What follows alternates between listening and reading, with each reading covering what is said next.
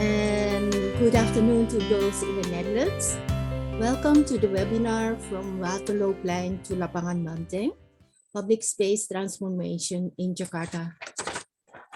As it is 2 o'clock here and 7 o'clock in Jakarta, I would like to start with the webinar. My name is Liveablecities. I'm the coordinator of the Task Force Livable Cities of the Indonesian Diaspora Network in the Netherlands. I'll be moderating this webinar today as Ibu Hasti Tarekat has other appointments today. But first, I would like to welcome Ibu Lani Praja Rahardja, the chair of the Indonesian Diaspora Network, the Netherlands, to give a welcome address. Ibu Lani, the screen and mic is yours. Good afternoon for attendees from the Netherlands and good evening for those in Indonesia. I will welcome you in this 8th webinar of the Heritage Series and thank you to give me the opportunity to open this webinar with you. For who doesn't know me yet, I am Lani Praja Rahardja. I am the chair of the Indonesian Diaspora Network in the Netherlands. I am so grateful to Hasti Tarekat and Liveablecities, both from the Task Force Liveablecities of the IDN-NL. Hasti is the initiator of this Heritage Hands-On series and Liveablecities is a Task Force driver of Liveablecities. But I want also to thank Julia as Zoom coordinator and liaison officer of the Liveablecities to make this webinar possible. This webinar series means so much to empowering the preservation and development of our shared heritage buildings in Indonesia.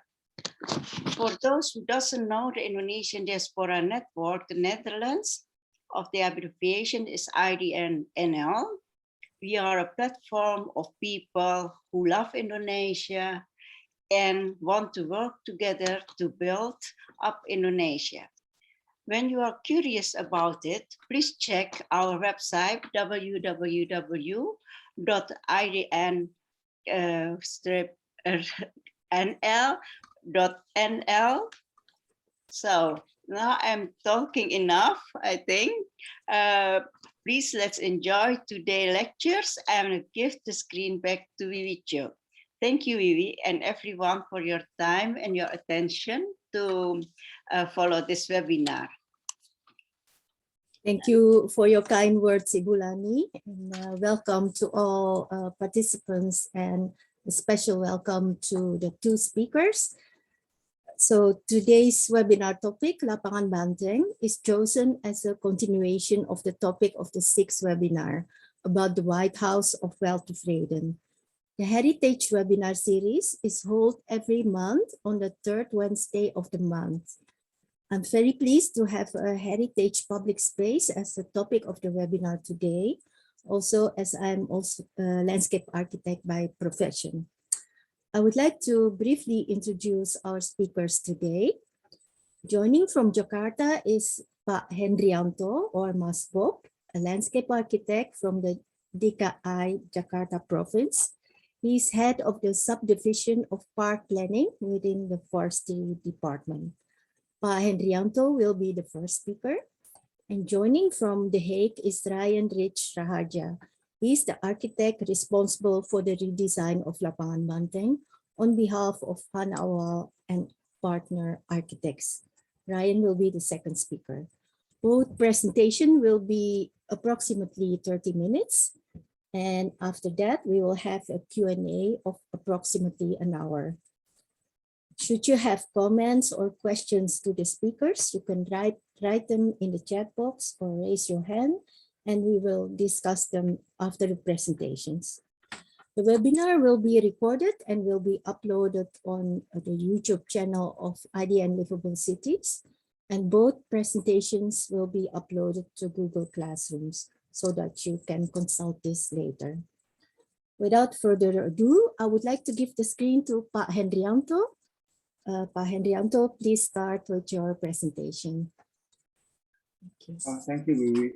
First, 30 minutes for one speaker or both speakers. Sorry? 30 30 minutes for each presentation.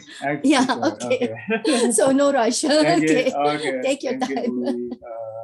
Selamat malam. Good evening for all participants in Jakarta and surrounding, and then good afternoon all participants in Netherlands. Good afternoon, Bu Lani, and then the others participant ADN diaspora. Currently, Bui already introduced myself. Currently working for DKI, Jakarta Provincial Government under Parks and Forestry Department. But before, prior joining DKI Jakarta, I have get experience, professional experience as senior landscape architect at Southern Asia. Southern Asia as a lot project in UK and surrounding around UK, but some project we have on the local Indonesia, Bali.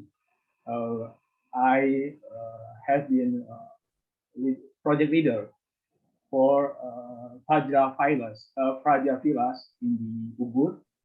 And then 2010, I joined DKI Jakarta as staff, training staff in Parks and Forestry Provincial Jakarta. I would like to share my screen. You can see Bui. Yes, Pak. Okay.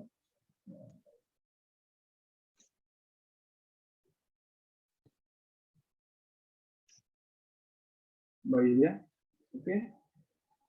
Yeah, all good. Okay, okay, okay. We are talking about the safe multifunctional green space in Jakarta, but we just focus on the in the Lapangan Banteng or Banteng Square. This picture I taken when opening ceremonial for groundbreaking. This project very unique because the moment coincide with the governor election 2017. The definitive governor is Pak Ahok, and then when governor election, the interim governor is Pak Soni from Ministry of Internal Affairs, the Republic of Indonesia. You can see this. The center is Pak Soni, and then my head of Park and Forestry DKI Provincial Jakarta, Pak Jafar. And then you can see the next speaker is Rian, this teacher. You can see look on her face, very happy because we already gone through a long process. The proposal design. So the moment, the time coming to make this happen. And then, but before we start to focus on the Banteng Square, we need to thinking big picture. Start from climate change and rising sea level to rapid urbanization and pressure on natural resources. Yeah, world we live in becoming more and more complex. And then we, the landscape architect, urban planner, urban designer, and government should have understanding the bigger issue, bigger picture. And then we have to navigate this this complexity.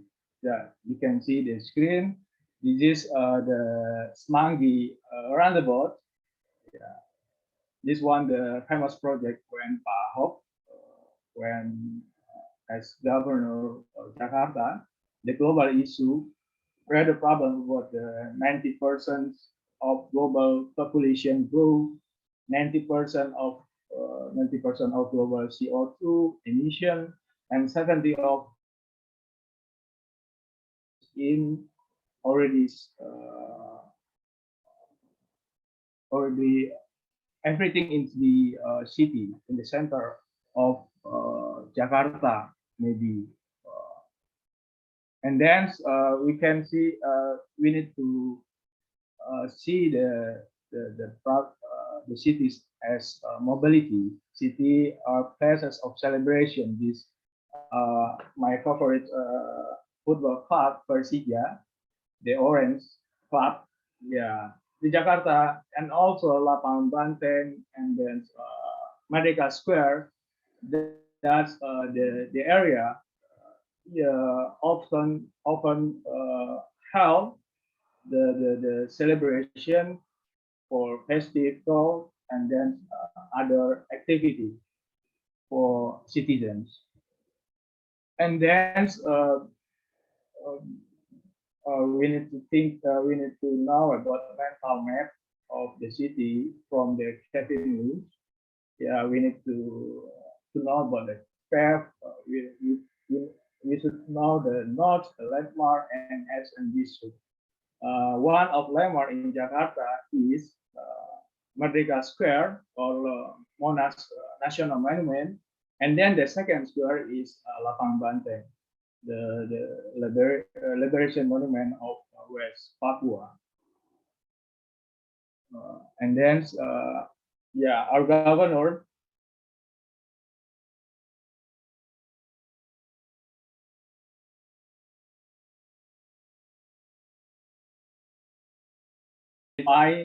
in narrative, what should we do, what division and others, and then finally we can do the act. We need to action. This one, this picture is one facility in West, where in the Banteng Square, this gallery. This gallery show the process history from the start, Waterlooplein until the public park of Banteng Square right now. The context is we need to reviving the notes of history and Jakarta public space.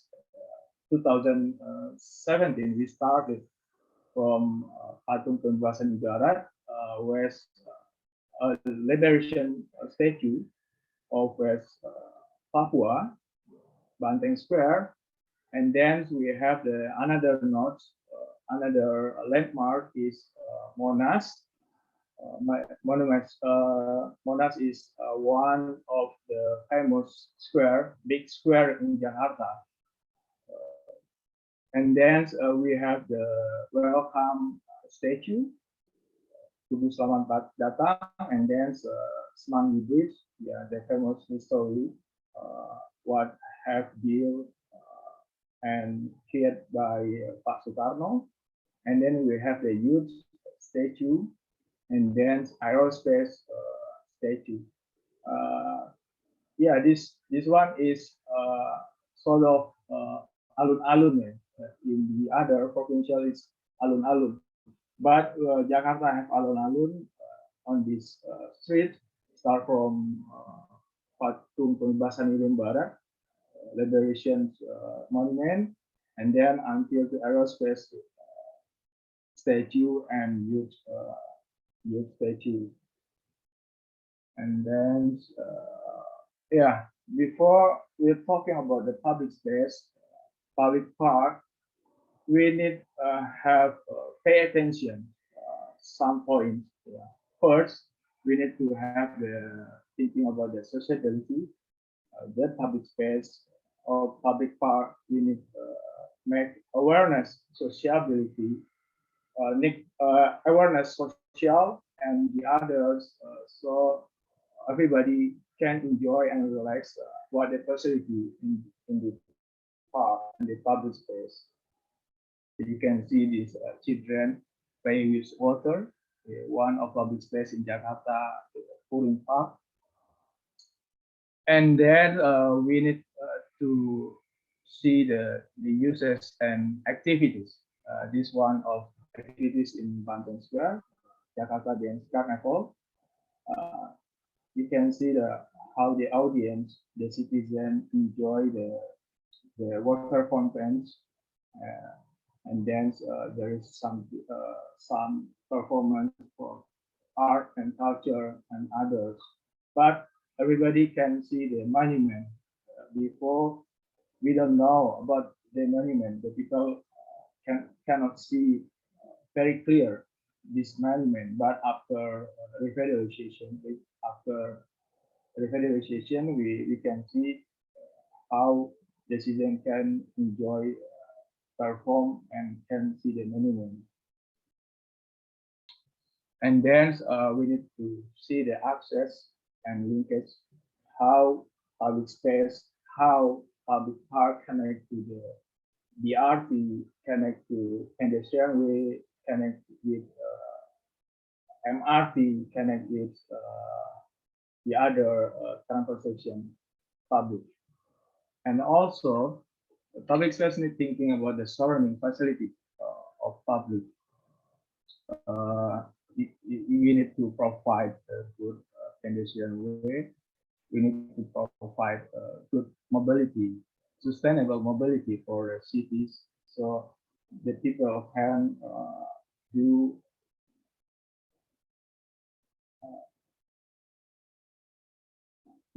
activity and walk very safe and can achieve the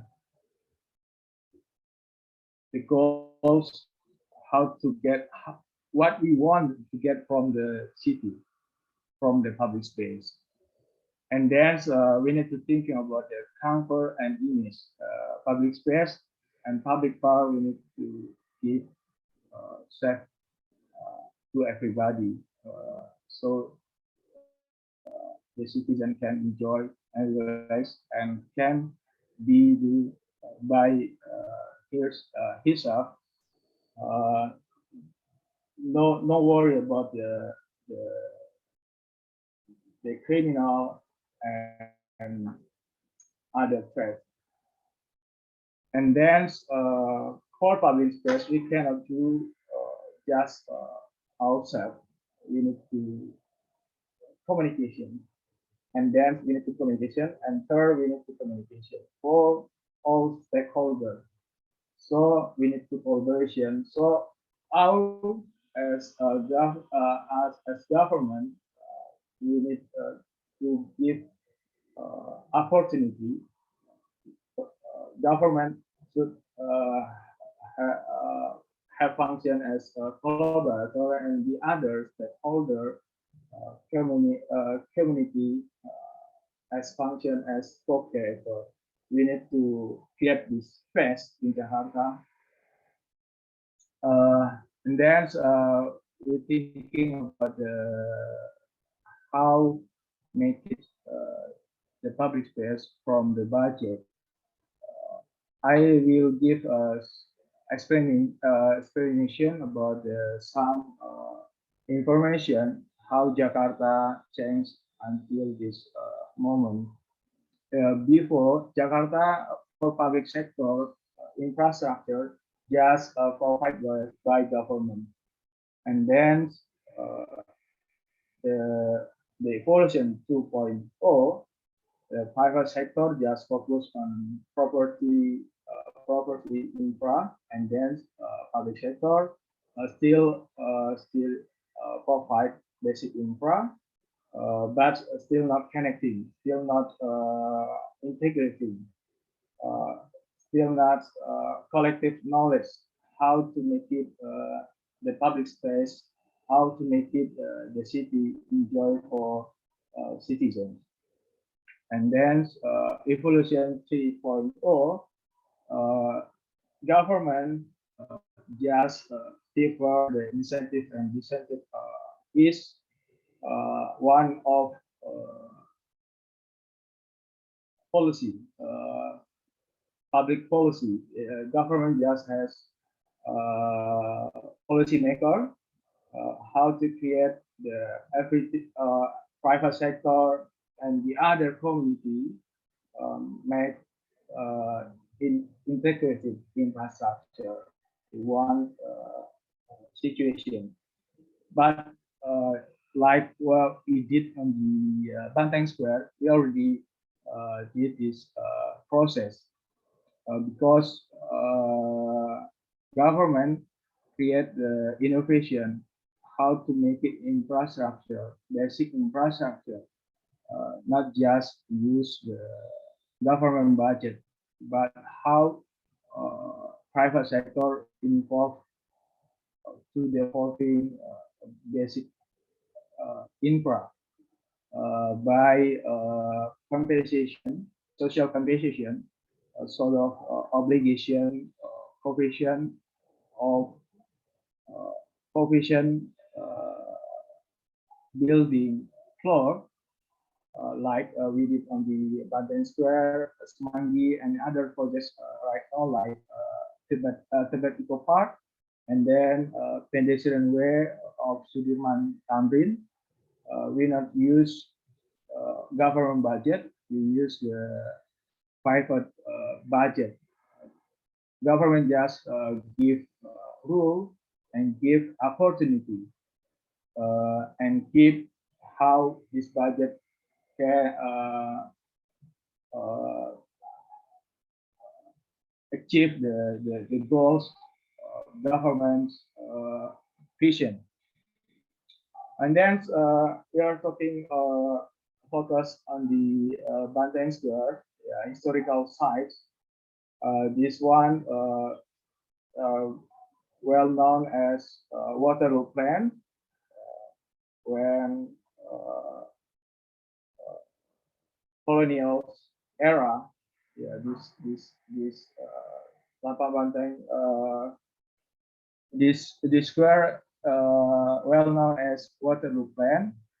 There is lion statue in the middle of square, but after Japanese occupation, this statue was turned down, and then in early 1945, when Soekarno, as Indonesia president,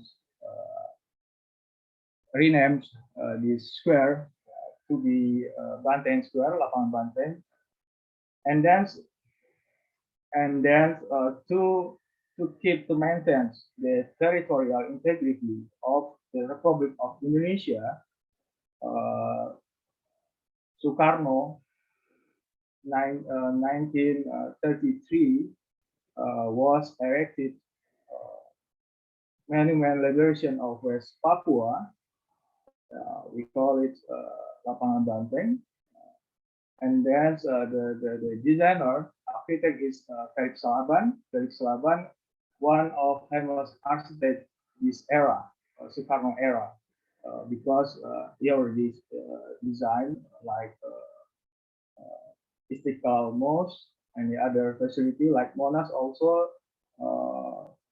Felix Salaban involved on this that project. And then for the sketches, the sketcher West Papua liberations monuments from Hendrianto. Hendrianto is one of former governor from Jakarta, and then the statue made it by I forgot Suharto.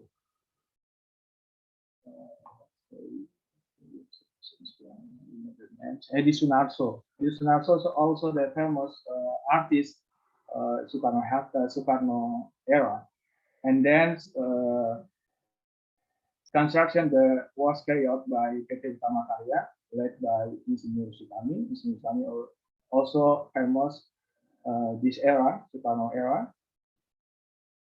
And there's the idea is sketches from the Perik Salaban. This access from east to west. This moment inaugurated, yeah, 1933 by Pak Karno. Time to time, the Banteng Square change functions. Yeah, you can see that bus station, and then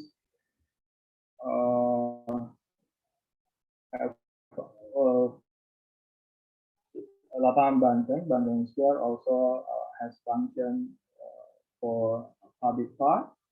And then 2016, when Pak Ahok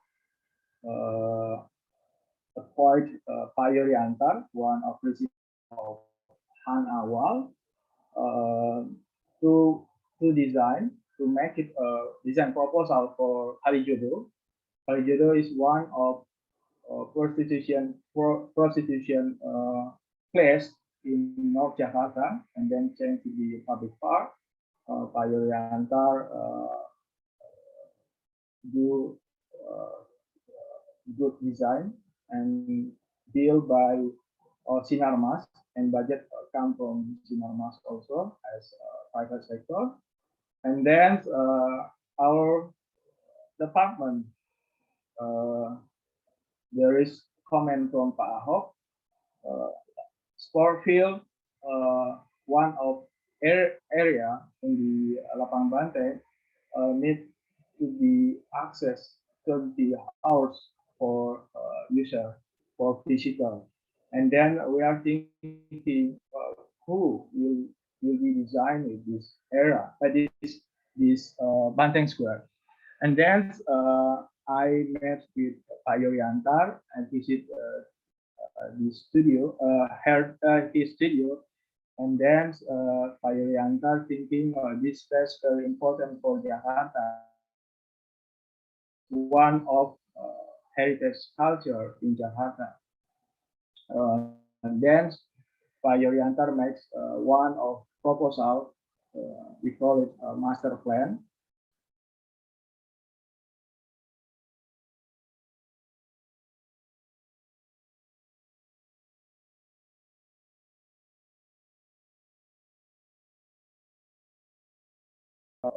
Design, we need to get approval from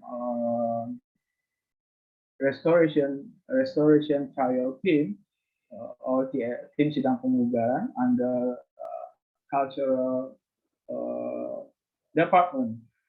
And then Pak Hendrianto and Rian as architect in charge on this project. We already 11 times follow the trial to get approval from restoration trial team, and then this project multidisciplinary knowledge. We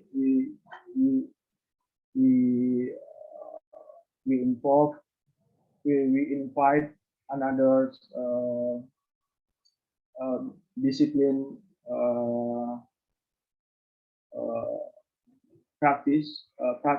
expertise, yeah, like artists to make it the mural, and then water feature, and then other expertise, and then we get the approval from tim sidang pemugaran. We start to groundbreaking. This one feature before revitalization we did. You can see the annual event and this Lapangan Banteng just flora and fauna festival. Yeah, but every citizen come to this Banteng Square, but doesn't know. But he doesn't know about this monument. So Pak Yorianta thinking how to revive this historical park. And then we are thinking about how to revive the access, Felix Laban access from west to from east to west. You can see my cursor. It is very different with the other alun-alun in other provincial because the other provincial, the alun-alun has orientation north and south, but this Banteng Square have orientation west to east because this access need to lead to the national monument, Merdeka Square, and then also have connecting with Istiqlal Mosque. Yeah, so this the basic why we need to revitalize this Banteng Square, and then next this concept. There is three zones. Zone 1 is main zone where the statue, the west area is located as the main access of the area. You can see very clear from from east to west, and then zone 2 is sport area. The sport area, the initial idea from PAHOK, the citizen or visitor or user can access 24 hours to play soccer and other activities. But based on this comment, Pak Yoriantar and our department make it this master plan and get approval from our governor and get approval from restoration trial team under cultural department. And then we talk about budget because the area Banteng Square is 10 hectare. The north area managed by sport department, Lapangan Banteng, managed by sport department, and then the south area, 40. The area is 5.3 hectares managed by our department. Yeah, the first budget after master plan already complete. The first budget come to make it this fence first, but the other areas still not budget. So Pak Yoyantar said to me, Bob, I will looking for this budget from Semen Indonesia, from Pak Suko is one of product famous in Indonesia. Teh botol, yeah, Pak Yorianta have very enthusiastic to make it the proposal, make it happen, and then yeah, we very grateful when the governor election was coming, and then there is interim governor, yeah, governed by decision maker to make it innovation, how to create the budget without the government budget. So then we get compensate obligation for exceeding the floor coefficient from Sinarmas, and then we started this project exactly in October 2017, and then you can see the final picture from aerial view. This moment when the COVID-19 there is no people who come to the park. And you can see the axis from west to east, and then Istiqlal, historical mosque, and then Cathedral Church, one of historical church in Jakarta. And then you can see this corner is Medan Merdeka Square. Yeah, I remember what Prof. Gunawan said from University of Indonesia, Jakarta, and the other provincial in Indonesia always have double square. The big square for Jakarta is Merdeka Square, and then second square is the smaller is Banteng Square. They are same with another cities in Europe, but I don't know in Europe same with this case. Big square, and then a second square more smaller. And then this one sketch from one artist. These sketches officially opening ceremony and inaugurated by Pak Anies Baswedan 2018, coincided with Asian Games. Yeah, and then we finished the target, 1 year's construction, and then we can enjoy this park in July 2018. Concert is concert Asian Games,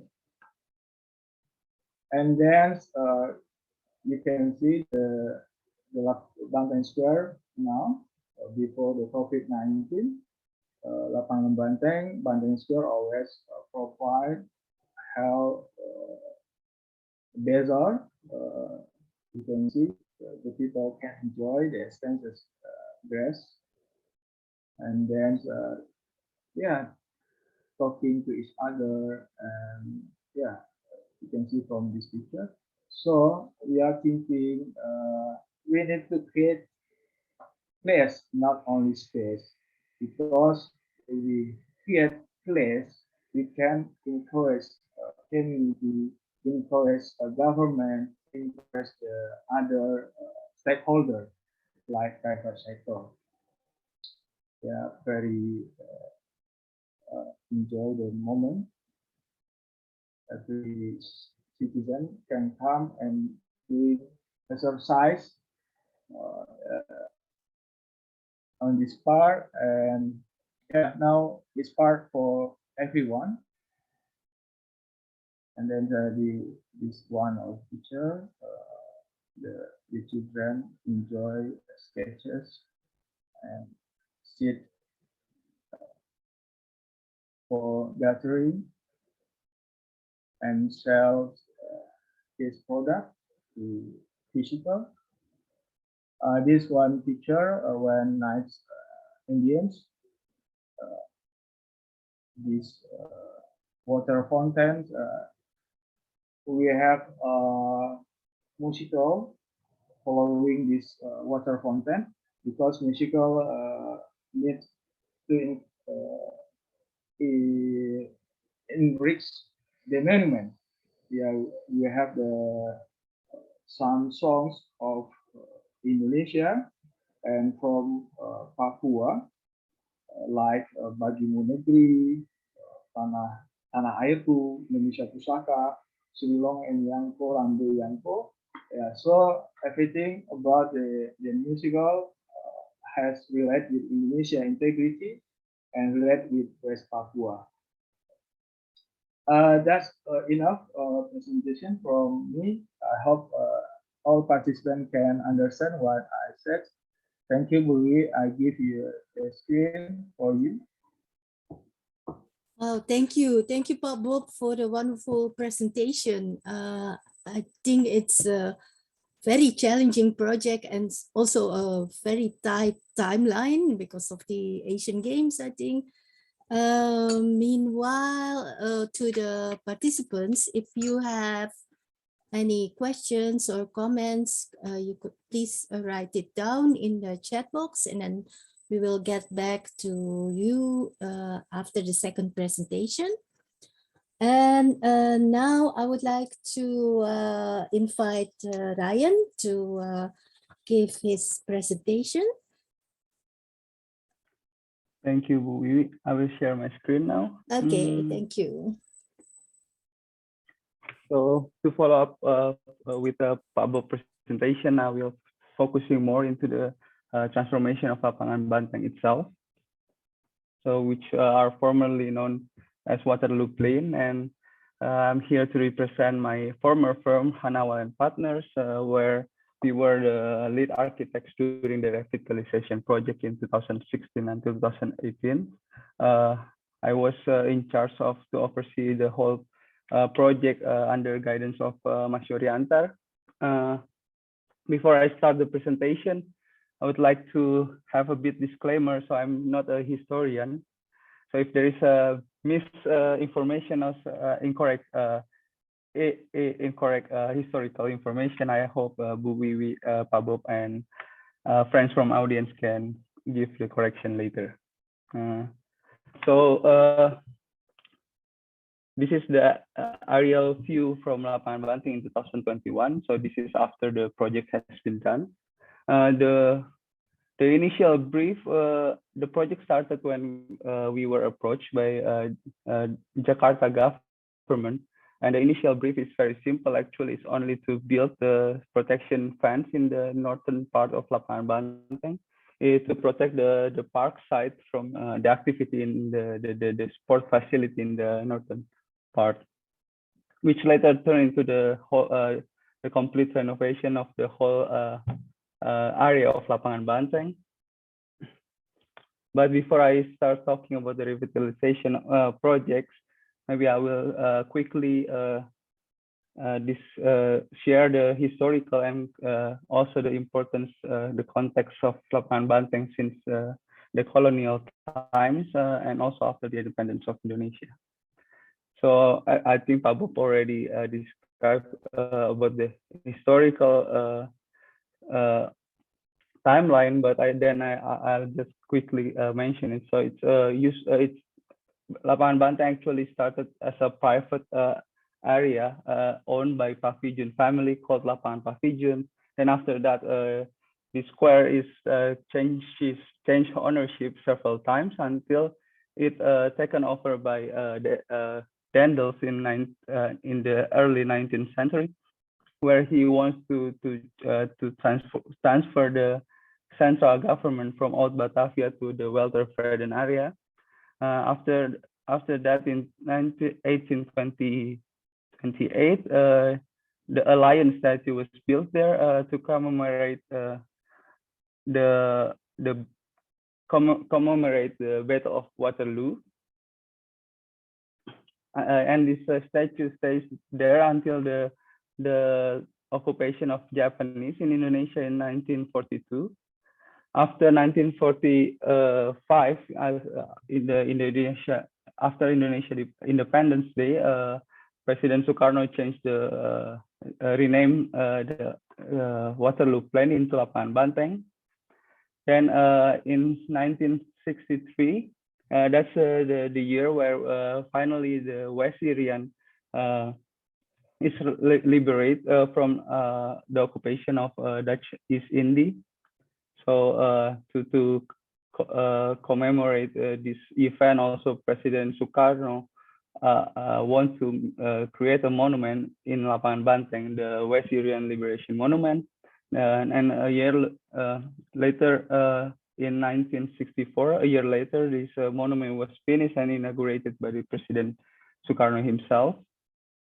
In 1970s, this square is turned into Jakarta Central Bus Terminal, and until after that, in 1980, the Jakarta government turned this square into a city greenery, which was nice gesture, but I think during this transformation, they don't pay much attention. They didn't pay much attention to the monument itself, so it's lose its importance. And that's why after in 2016, when we first started this project, we found out that this is Lapangan Banteng is a really important historical square. It has an important historical monument also. So we together with the PDA, Center for Architecture Documentation, and TSP, the Cultural Heritage Agency, we try to restore this importance of this monument and its surrounding again. So dating back to the colonial era, so in this is a map from Batavia map in 1897. So in the northwest part, we can see the old Batavia, the densely populated old Batavia, and in the southeast part is the new area of Weltevreden, which was I think before Dendels came to the Batavia, become the Governor General. The central city hall of Batavia is located in the old Batavia, but then after come to Batavia, Dendels have a vision to alleviate, I think, a pressure from the central government, which are located in the old Batavia. At that point, I think the Ciliwung River that passes the old city center of Batavia is already heavily polluted, and also the city center itself, it's densely populated, so it's susceptible to a disease outbreak. And I think I'm sure there is more problem related to this area.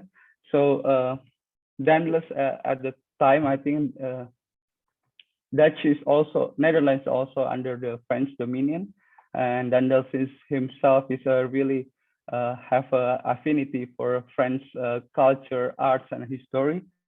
So he envisioned Weltevreden area loosely influenced by the Palace of Versailles. So we can see from the planning itself. So Dendels planned to have his palace in the west side, in the east side of Lapangan Banteng, and from his palace we can see he created a new axis that connecting to the Lapangan Banteng, and later connecting to the Merdeka Square, where also the National Palace of Indonesia now is standing.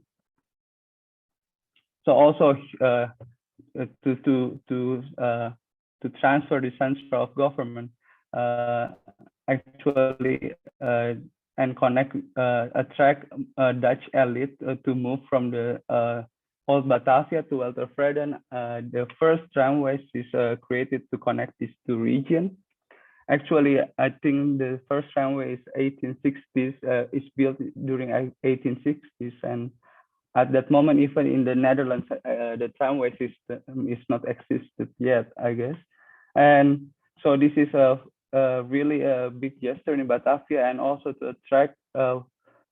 He's also built all these governmental building in the Weltevreden, also facilitate with the social and cultural facilities. So in the Weltevreden, we know there is a Harmony Society that was already demolished in 1980, and nowadays the arts center that was being built during 19th century, now it's turned into Jakarta Gedung Kesenian Jakarta, or Jakarta Art House. And also we can see from this map, Weltevreden area is far less populated and has lower density. It's filled with much bigger building also. So I think the transfers of this central government has a really different urban morphology between the old and new at that time, between the central government in the old Batavia and the Waterlooplein. So in the left image, we can see the old city hall in the which are now is Museum Fathahillah and the Fathahillah Square. It's located really in the center of the old city of Batavia, surrounding with the shop houses and located near the port of Sunda Kelapa at the time. So it's near with the trading activity also. Meanwhile, the White House of Weltevreden located in a lower density area, and yeah, as I say, it's loosely based on the Versailles Palace that connecting a lot of more greenery area surrounding the palace. And looking closer to this Batavia City Hall, that was influenced actually from the Amsterdam City Hall at almost the same period. So we can also see from the architecture of the Amsterdam and Batavia City Hall, they have some similar characteristic. Also in the Amsterdam, the City Hall surrounding by this shop house, not shop houses, the canal houses, sorry, and located near the port, similar characteristic with the urban design of the old Batavia, where Museum Fathahillah now located. Meanwhile, in the Weltevreden and new Waterlooplein, we can, because of this French affinity of Dandels, we can see,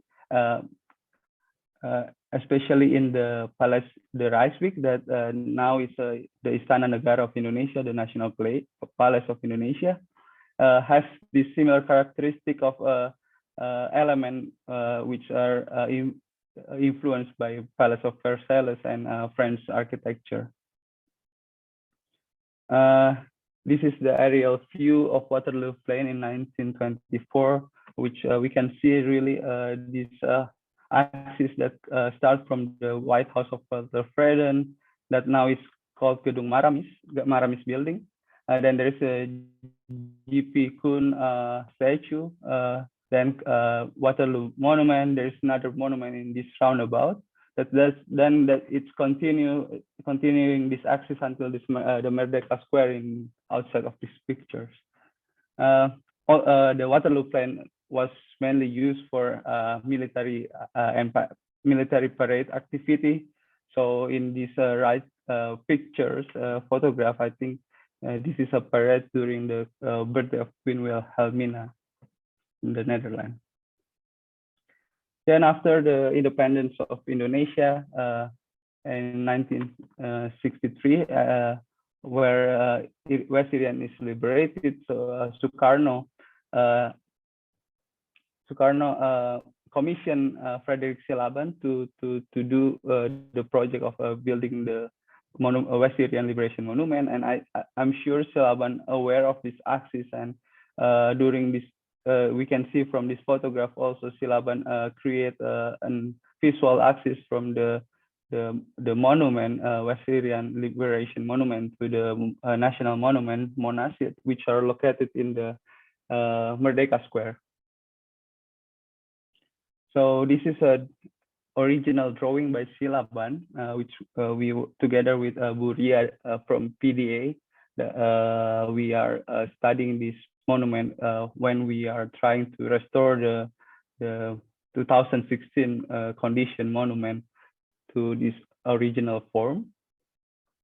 This is another perspective view by Silaban. We can see that he already changed the stairs design into a ramp, and to make it stronger, to make the axis stronger, and we can see the White House of Weltevreden in the background. During this time also, they still use Lapangan Banteng as a ceremonial activity. We can see they celebrate the Independence Day there, and also another parade activity in the square. Then 1970s, it's turned into the central bus terminal in the southeast part. but still we can see the axis is still remain there with the connection between the White House of Weltevreden, Gedung Maramis, the West Syrian Liberation Monument, and then later goes to the Merdeka Square. In 2016, we found this. Now this is the area of view from Google Earth. So we found the axis already almost blurred. So because of the square already being very green, and a lot of big trees already covering surrounding the monument. So the monument barely visible from the street in front of it. This is Perwira Street. So this is the original site plan in before 2016. So the idea of this project is actually really simple. We are trying to move the existing tree together with a landscape consultant from Arconin. We relocated all the trees that blocking the axis in Lapangan Banteng to the other park area in the southern part of Lapangan Banteng. Then we add some facility to activate the monument again to have more cultural and ceremonial activity. So this is the idea to open up a view to the monument again, and also to restore this axis from White House, Lapangan Banteng, Gedung Maramis, Lapangan Banteng, and to the Merdeka Square where the national monument is located. So this is the transformation process from that we did at early moment of this design process. So there is also this axis from north to south area of Lapangan Banteng that is being blocked under the platform, because they use the lower part of this monument as a private office at that moment. Then we decided to replace the existing amphitheater in the Lapangan Banteng and give more space to the monument, so we can people can enjoy the monument from a better distance, and also give the spaciousness to the area surrounding the monument. Also, to add this we add this floating stage in the middle to able to enjoy the cultural and performative activity, bring back this type of programs back to this square again. Yes, this is the first task that we were given is to build a protection fence around the sport facility, and of course to return this axis. And we decided to restore also a Silaban initial design that has a strong geometrical lines, and adding facility for the sport activity also. And also we want this square to be really public, so we try to make an opening in every corner of the square to welcome people. And this is the final site plan for the design after the design process.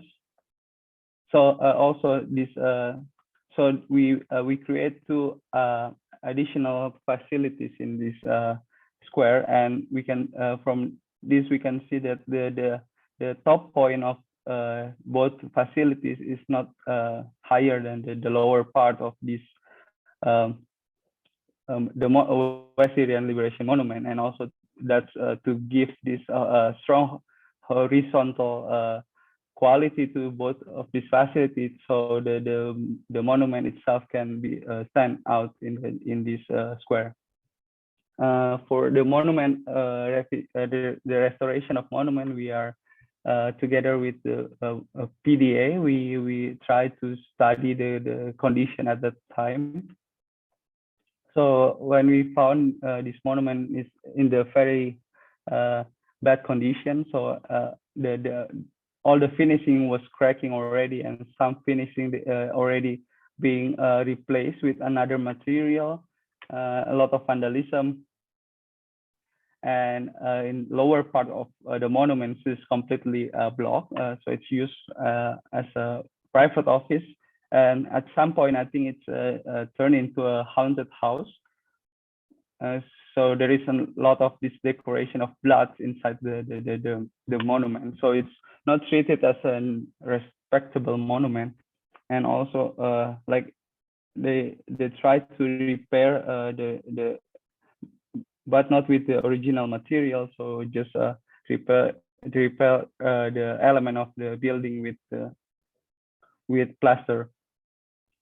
So the idea is to open up again the lower part of the monument and return this as a north and south axis. So the lower part of the monument we propose to be a historical gallery.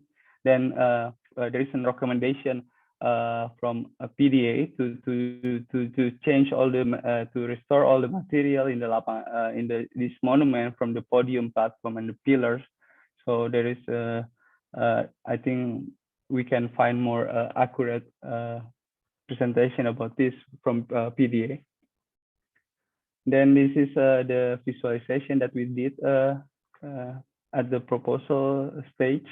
So we want to, the idea is to open up the north-south axis in the lower part of the monument, and the upper part of the monument is connecting the west and east axis, and to put a program inside this monument. So the monument has active program like a temporary gallery or exhibition to not let this monument turn into a private office again. So this is a photo, the photograph when the project was finished. We can see the stage has the monument as its background, and also the monument is already open, so we can really walk straight from the south to the north part of the Lapangan Banteng. Inside the monument also, we in one part we have the transformation of the square itself, like the timeline that we were talking before, and from colonial times when it's still a Waterlooplein until the recent renovation in 2018. Then on the other side, there is historical stories about how West Irian is being liberated until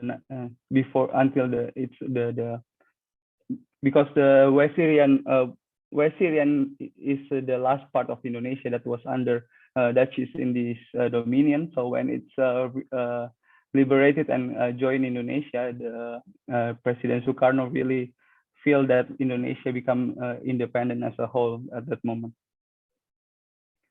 And looking closer to the site plan of the new facilities in Lapangan Banteng. So the northern part of facilities is more concentrated to facilitate the sport activity in the northern part of Lapangan Banteng. Therefore, there is a shower facility, locker room, bathroom, and praying area that is being programmed there, and also the office for the maintenance and the management of the sport facility.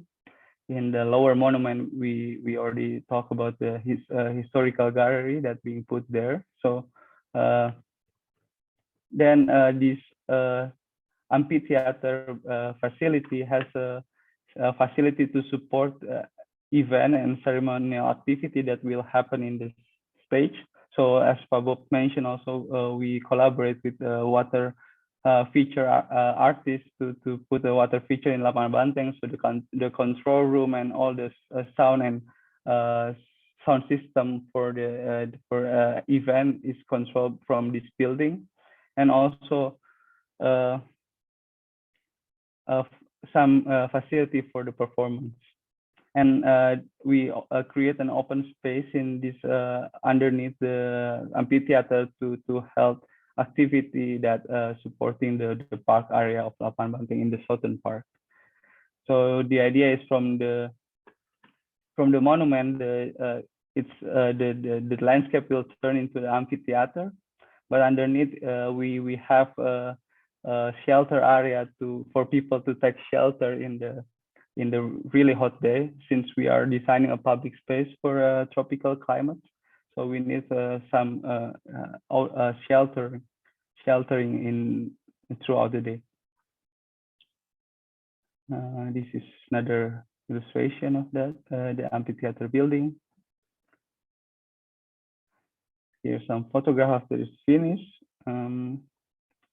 This is the drawing for a sport facility that supporting the sport activity behind this in the northern part of Lapangan Banteng. So we can also walk through to the roof of this facility and enjoy the sport activity from different angle and different level. And during, as Pak Bob said, this Lapangan Banteng also constructed during Asian Games. So we put, I forget how many flags there, but we exactly put 40, the quantity 43. of 43. Okay, so that's the exact quantity of the participant of Asian Games at that time. But I think for now it's mostly so they can raise all the flags in the Lapangan Banteng, but we can see all the merah putih raised now.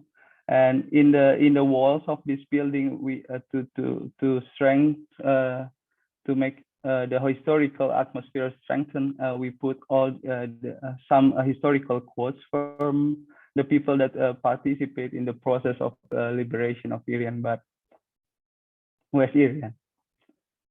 This is the simple design of the protection fence. So we add some planter and bench to facilitate people that want to enjoy the sport facilities and watching them.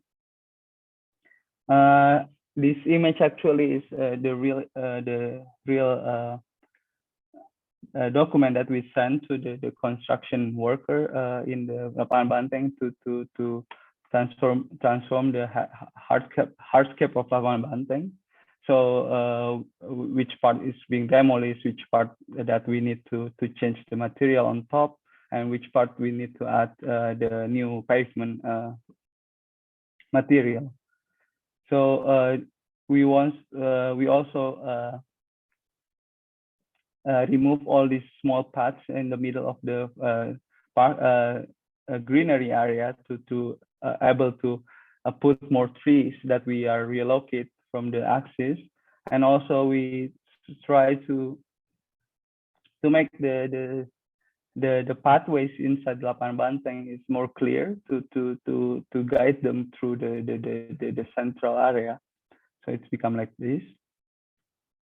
Of course, because Lapangan Banteng also is one of the first public space, I might say, in Jakarta, because Jakarta has very scarce of open public space.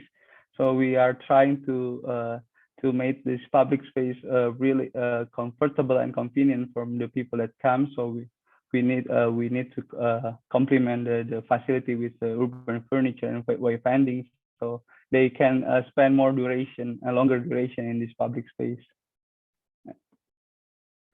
And from the detail itself of the building, we try to camouflage the building with the planter. So, and also the material from the pavement and the building itself has similar color and finishing material. Therefore, when we look at this Lapangan Banteng, the building is integrated to the landscape itself. So and the monument can stand out in the middle with this the marble material. So this is several photographs that was taken after its finished construction.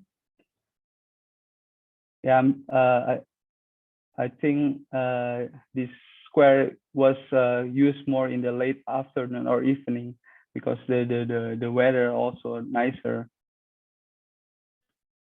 And during we also together with lighting designer Lumina, we asked to have the statue to have this more prominent statue and in the night also, so people can see it from far away. And not only the monument itself, we also discuss a lot to how to create this public space to be illuminated in the whole area. So the public space not only be used in the daytime, but also in throughout the night. So there is an additional program, like I think every weekend. I don't know if it's still happen nowadays. There is a dancing fountains and music play there. And I try to look at what people use this square nowadays through the social media. So if we look at the hashtag Lapangan Banteng, we can see a lot of people doing sports, mostly photograph themselves here, and doing and I found out the famous singer Raisa also used Lapangan Banteng as a stage for her live concert, and I think because it was on COVID, so it's still available in YouTube if you guys want to see it.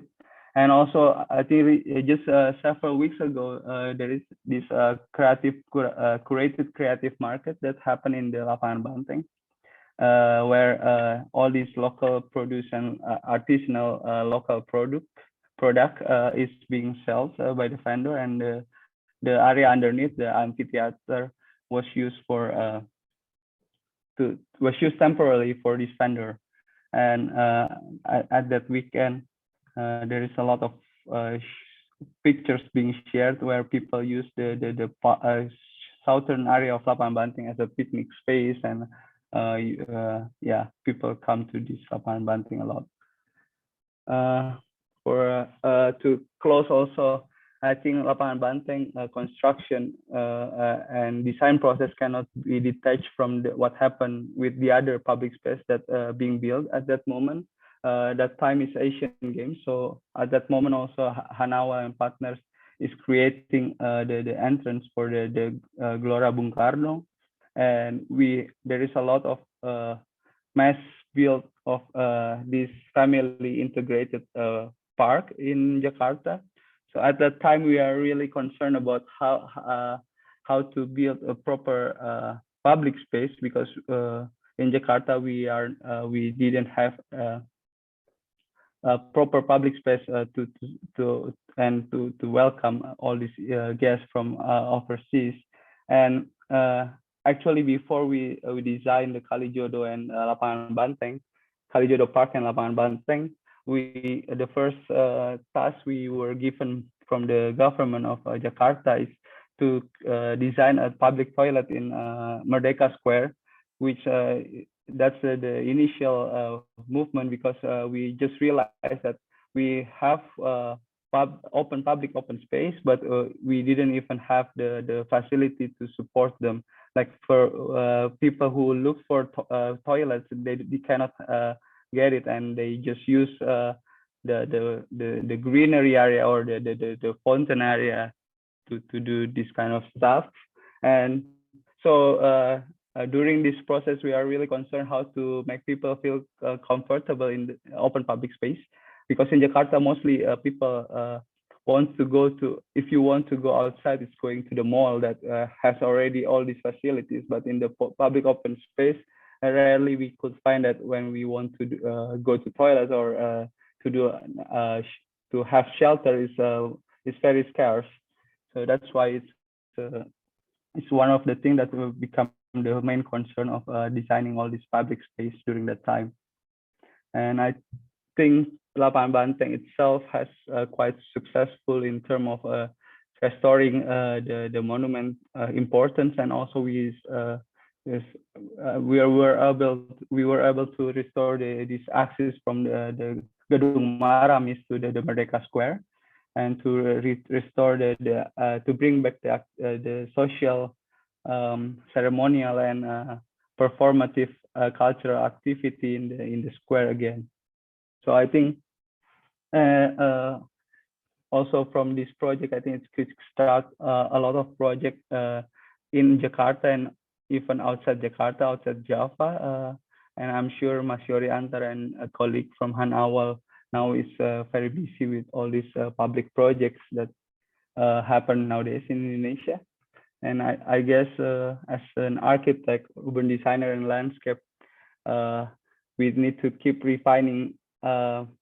Even though it's successful, I think we need to still find out how to design a proper public space into tropical country, because it's really different than what we have here in the Netherlands. And I think that's the end of my presentation. Thank you. Okay, thank you, Ryan. It's an amazing presentation, and considering that the design process was done within a year, and you not only work on Lapangan Banteng, but also at Kalijodo and Senayan Park. That was done by your office as well, right? And done during the same period. Yeah, it's amazing. Something like that. I think we will need more years to work on. So thank you so much to give this insightful process in designing and the use of the current Lapangan Banteng. It's amazing addition to the public space in Jakarta. What I was curious of was, was there also any temporary water storage included in the Lapangan Banteng because of flooding, or is that the wrong location for that kind of facility? I think just the water pond that already exists now is just that's the storage itself. But yeah, actually Lapangan Banteng is fortunately located in an area that is not really flooded. So yeah, so it's quite okay. Thank you. Far from that problem. Yeah, thank you. There are a number of questions in the chat box. I think Julia has made summary of these questions. Can you show them, please? Yeah, there's a question from Ibu Silviana Hutagalung to Pak Bob. Ibu Silviana, perhaps you would like to raise the question yourself. Is that possible? And perhaps introduce yourself.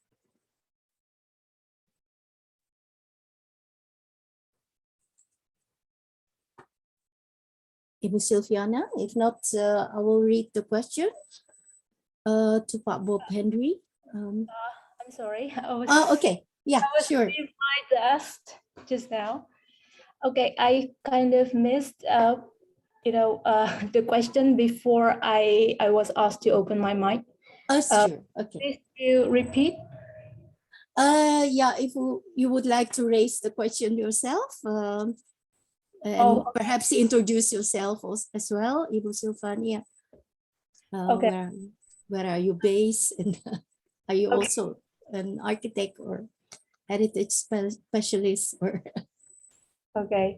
Good evening, everyone. I'm Silvania Hutagalung. I'm actually writing for several medias about architecture in Indonesia. I was also involved in PDA for several projects. These three questions is actually related to some of unresolved questions I once asked to architects in Han Awal. particularly Hafiz. I met Hafiz several years ago after the completions of these projects. So I think this is a great opportunity to elaborate more because there are two key persons here. And yeah, I think there are some delicate issues relating to the social dynamic between Indonesia and Papua right now. And yeah, we know at that time we were rushed to finish several prominent projects because we are dealing with Asian Games and several big occasions. We were hosted in Jakarta, but I think this is maybe a great opportunity to make evaluations whether or not we should celebrate or we should, re-questions and make improvement to the former design that we have finished. So the first question is actually about, it's interesting because most public space or open space that have been renovated actually add up more hardscapes, and we see that in Kalijodo also, in Lapangan Banteng also. So I was kind of wondering like why we choose these decisions, because practically this is against the principle of landscaping, because we restore and we renovate. So supposed to be to to take side more to the nature and to the public space. And second is I'm concerned about the uniformity of renovated public space in Jakarta, because we cannot tell the difference between these places. All kind of look the same because using the same approach, like we need to invite people, we need to make it possible for creative economy, creative activities to be held here, and so on and so on. But I mean, we kind of missed the soul of the space and how we can make people who visit ground more into, the history, or what is the importance of this place, so that we think we need to renovate that. We need to make people come and, grounded in here. Third is kind of delicate issues about the relations, because we still use that name, we still incorporate that name, Irian,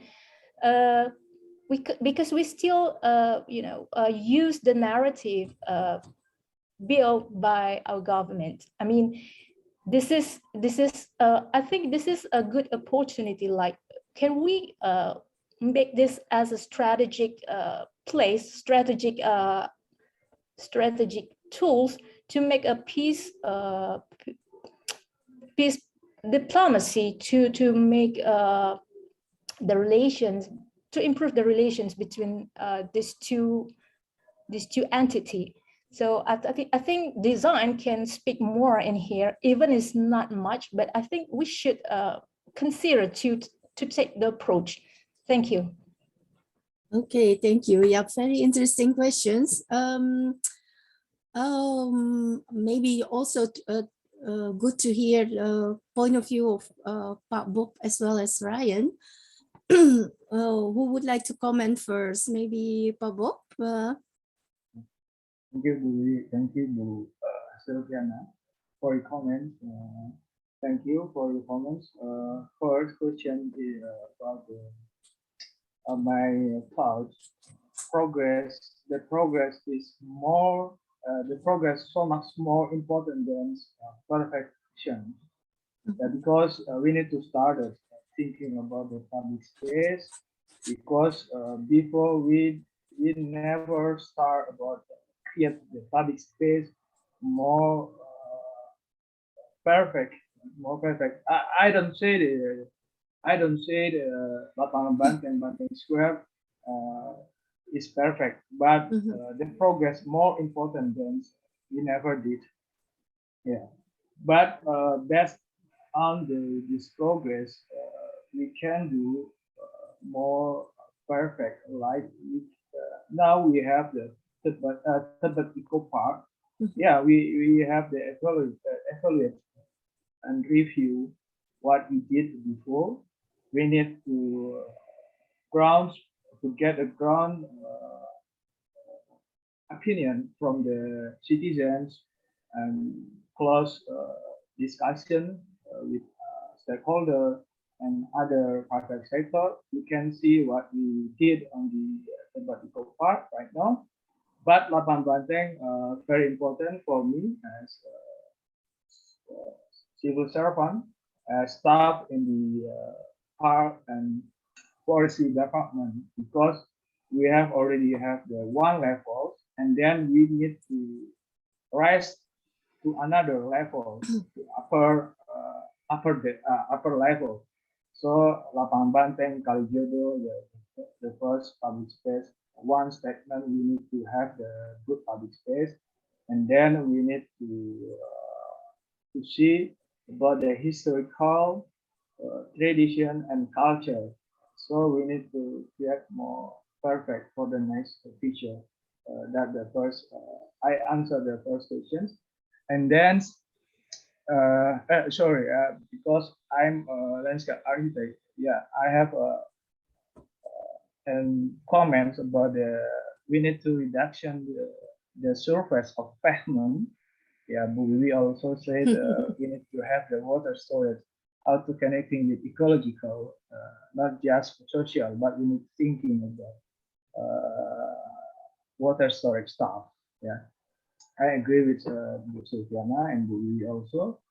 And then the second question from Bu Silviana, why Bu Silviana cannot really find different one public space from the other public space. Yeah, GBK, Sudirman Tamrin, and then Banteng Square. Yeah, my perception, three public space have a difference, but maybe we need to get we need to think in uniform for the rules, how to get the good public space, but we need to create different characters. Lapangan Banteng, Banteng Square have historical park, and then we need to revive and strengthen the access from Felix Selaban, and then the orientation from west to east and lead to the Merdeka Square. This already done, already created when Sukarno era, but we need to appreciate what Sukarno era already make it for our country. That's the first we need to know, and then I agree how to create this context, make it self-sufficient neighborhood. Yeah. I can share my screen again, Bully. Yeah, sure. Yeah. Yeah. This one, the first input from Pak Teni, one of advisor, our governor, to reviving the story notes, Jakarta. You can see the first time started from the liberations statue of West Papua, this one, and then this the proposal design come when Pak Ahok governor, and then the construction when Pak Anies Baswedan. Yeah, there is connecting one leader with other leaders. Need to continue to develop this side. This one symbol how integrity one leaders and the other leaders, and then we Anies Baswedan era we need to create we need to to get the more Merdeka Square to renov, to revitalize, but so already get the winners for the competitive of design, and then from the national government already revitalized the Istiqlal. Yeah, the idea, this axis from Istiqlal and then Monument Square, there is connected. But now we have the problems about the authority between national government and then Jakarta government. But I hope we need to have the human scale for neighborhood for this area. And then for now, from the national government, and then also support by our government to make it connected with between Istiqlal Mosque and then Cathedral Church to make it the tunnels. Yeah, already done previous year. Yeah, maybe and then we already create connectivity through pedestrian way, and then create the mobility from bus public transportation. Yeah, as you know, before public Banteng Square have the parking lot, but when we renov, when we make the proposal, we remove the all parking space, because we think we need to have the thinking for the future, how the people come to Banteng Square, how to come to public space, use the public transportation, can share with the other facility from the Istiqlal has big parking space, and then Semaramis building, and then Cathedral Church, and then Borobudur Hotel have the lot parking space. We need to share. We cannot create every public space have the parking space. That one the mission. Yeah, I think we have mission, but still not complete for this moment. We need to go to the next text. I hope for the next text we can do what Silviana says on the in comments. And there's about the suggest we need to take heart, make it opportunity to create a situation between national government, Jakarta as capital, with the Papua. We need create like before we have the parades, military, and then we need, maybe we can create a peace diplomatic for Papua. Maybe, yeah, we already put musical Yakurambe. Yeah, maybe we need to sound this concept, this activity to Papua, to people in Papua, and then he can change activity in this Banteng Square. Yeah, we open with this opportunity. Maybe that's enough for me for answer the question. Maybe Rian can edit that the answer. Thank you. Okay, thank you, Pak Bob. Ryan, maybe you can add something also. We still have other questions as well, so maybe a short remark that would be nice. So maybe I could follow up from Pak Bob to answer the first question, because we were also discussing it during the design process, whether because to reduce the green area. But I hope it's not coming out as a defensive, but we think about this a lot also. So actually, if we were thinking about the environmental impact of a green area, it's better to leave the green area alone. That's the best case scenario.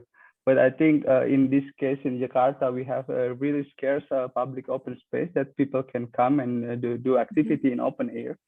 So the only alternative rather than that is shopping malls. That if we compare between these two space, that shopping malls will take will do more impact to the environmental than the public open space.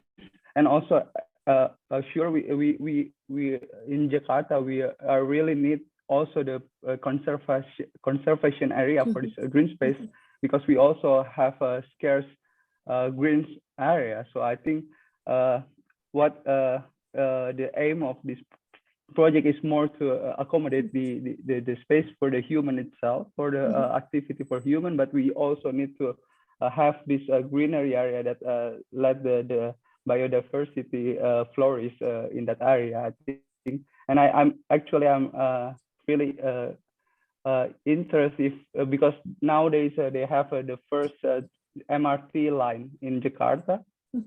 So I wonder if, because I haven't really used it when I left, so I wonder if there is a more public space that open during along this line that trigger this outdoor activity in Jakarta. I think that will be a nice infrastructure development rather than opening shopping malls and build a lot of parking space in the city. Yeah, that's a good remark. Yeah. I would hope that as well. That would be, but the MRT will open more parks and public spaces along it. So there are more questions. Michiel Beers, you have a question. Perhaps you would like to raise it yourself. Maybe a quick remark. It's nice that you can join. Michiel is an advisor to the municipality of Amsterdam, if I'm not mistaken. Yes, and you're not mistaken. My name is Michiel Beers. I work for the municipality of Amsterdam. I lived in Jakarta 2017, 2021, and I miss it. Okay. So it's good to follow this seminar. My question is about traffic, of course.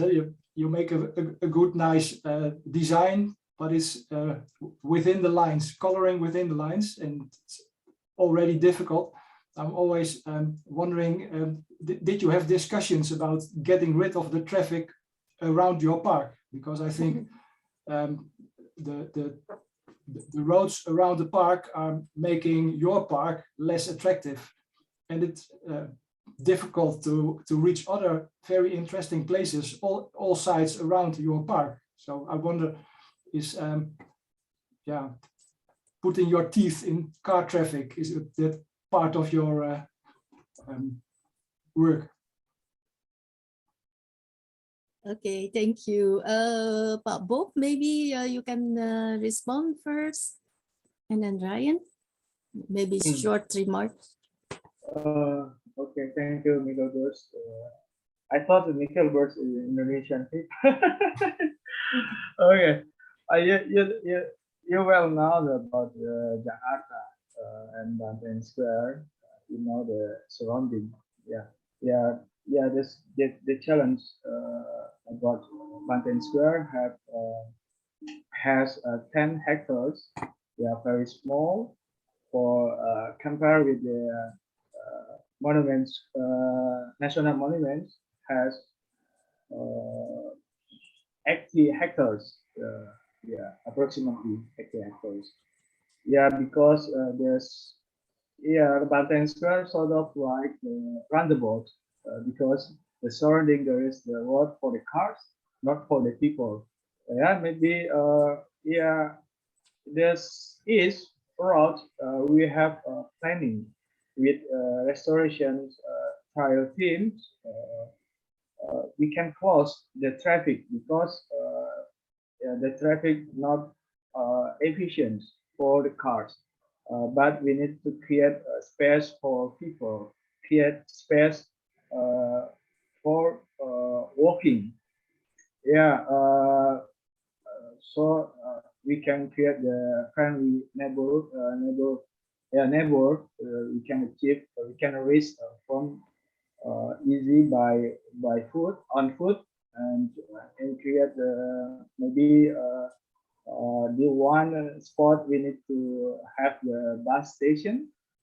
So the people from the Monument Square, Istiqlal, and the others historical building can access not by car, not by bus, but can access just on foot. Yeah. Thank you, Michael Gers, for your suggestions. Maybe this will be considered for our government. Yeah. Exactly for our department. Thank you, Dewi. Thank you, Pak Bob. Ryan, would you like to comment as well? Yeah, maybe to add a little more about the pedestrian area. So actually, I think there is a firm Urban Plus in Indonesia. Actually, they are trying to connect this Merdeka Square area to the Lapangan Banteng, but actually it's not through the axis itself, but it's going through the northern part of Istiqlal. I don't know if the project itself is being done, but during the construction of Lapangan Banteng, I think the design of Urban Plus also happened there. So if we see in the eastern part of Lapangan Banteng, there is this former roundabout that I show in the presentation. They create a bump there, so the level of the road is the same level of the Lapangan Banteng pavement. So actually all the cars need to go up, and so the pavement continue to the pedestrian. I think that's a nice way to incentivize the pedestrian to walk around Jakarta. But yeah, still I think Jakarta is heavily dependent on automobile transportation. So I hope it's going to be better in the future with the addition of MRT line and LRT line. This will be great. Yeah. And I want to add some regarding this musical girls. Now, Jakarta government revitalize Kota Tua, Old Town. Hopefully the end of this year we can enjoy the Kota Tua with new face. Yeah, and then Lapangan Banteng Square have connected with Pasar Baru. Pasar Baru for pedestrian already make it some pedestrian way. I hopefully all historical building, historical public space has connected, connecting one place to other place. Yeah. Oh, that would be great. Yeah. Okay, Michiel, I hope it's sufficient because there's another question. Julia, can you still show it from Ananda Rizky? Ananda, are you still present? Would you like to raise the question yourself? Maybe very short. Thank you, Ibu Wiwi. Okay. Hello, my name is Ananda. I'm a landscape designer based in Kuala Lumpur. First of all, congratulations to Pak Bob, the Park Authority of DKI, and also the designer itself, Brian Rich, to really successfully to improve the open space that we can see now, the historical square.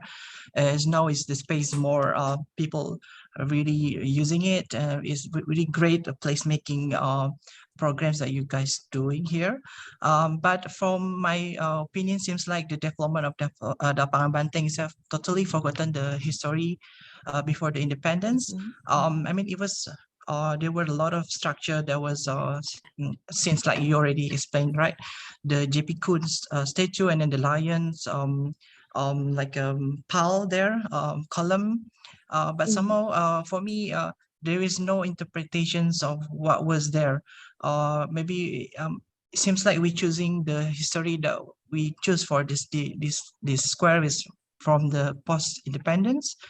That kind of lost its originality. So that's why I would like to ask, during the process, did you there was any intention to restore some of the structure, or maybe even you found some of the artifact that was there when you did the constructions? Because if you look at others square in this region, like Singapore, they really restore the padang, in front of the city hall, Singapore. There was a promenade. They totally restored it. What was happening there? I know it was really bitter past for us Indonesians, but somehow it was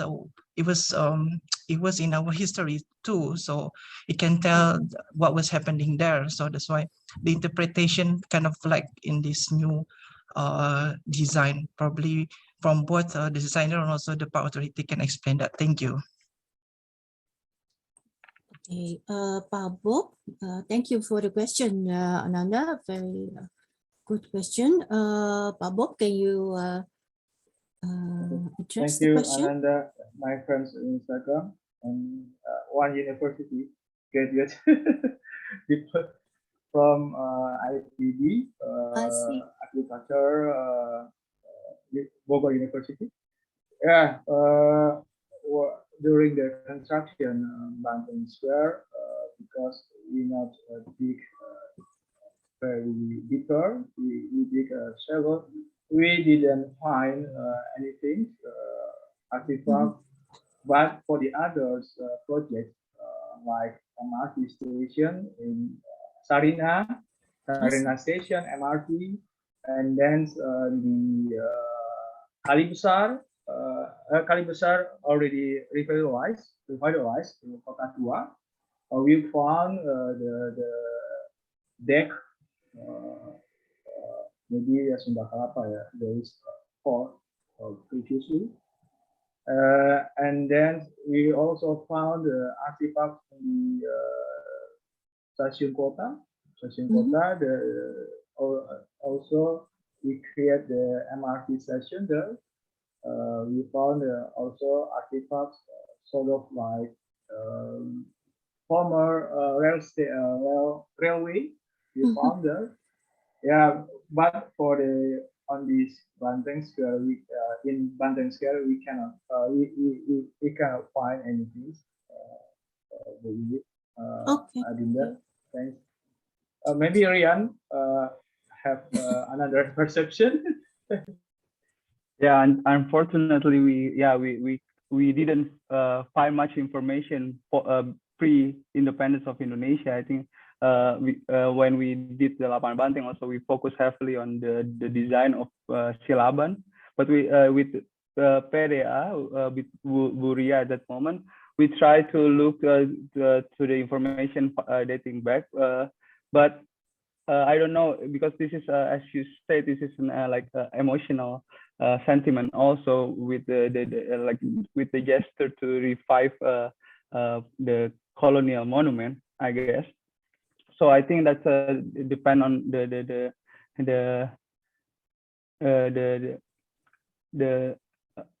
people of Indonesia, that are they ready to look back again. And I think rather than that, also we can rather than revive the monument that already demolished, we can also put some other alternative informative design, like maybe for now it's become like the historical timeline, or with the museum type of activity that we introduced. But I think maybe in the future for sure we should address more about this kind of topic.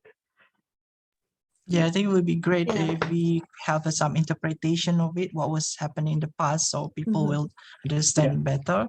Yeah, I mean, it's kind of sensitive even in the Netherlands, right? Ibu Wiwi, the Dipikun statue was demolished, right, in the Horn, right, recently. So, well, interesting topic. There was graffiti, and it's happening every now and then, and there's also discussion to change the names of the streets as well. I'm not a historian myself as well, regarding the statues that once was in Jakarta. I think there is now important exhibition at the Rijksmuseum called Revolutie, and yeah, to my surprise, I saw pieces of the statue, not at the Banteng Square, but elsewhere. There were pieces of those statue. So yeah, who knows? It's somewhere still, and yeah, it's good to give place to yeah, what happened in the past in the colonial period as well, and perhaps it's yeah, there should be a museum on the history of Batavia or Jakarta, or even before Batavia, what was there. I wonder if it's still already there in Jakarta. I'm not sure. So yeah. Yeah, I think also it will be great if there is a collaboration between Dutch and Indonesia to gather all this archive of the past structure, because even in the process we are looking through all different kind of websites to find all different archive material. And when I visited also the Revolutie exhibition, and it's really Netherlands has really many archives during that period that even in Indonesia I think is not much presented. So I think it will be nice to have one platform for people who want to dig deeper about the history. Okay, yeah, thank you for the good remark, Ryan. Unfortunately, we have still 7 minutes left. I would like to greet friend Olaf Gerson. Perhaps you would like to say something, Olaf. We work together with Olaf in Semarang. I don't know if you're in the opportunity to say something, Olaf.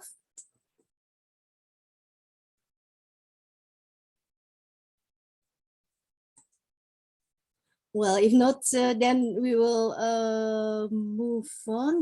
Those were the questions, right? I think I would like to thank our speakers, Bob and Ryan. We have prepared an easy certificate to thank you for your excellent presentations. So for now, we will email this to you, Bob. And to Ryan, I think I can print it out and give it to you once we meet you.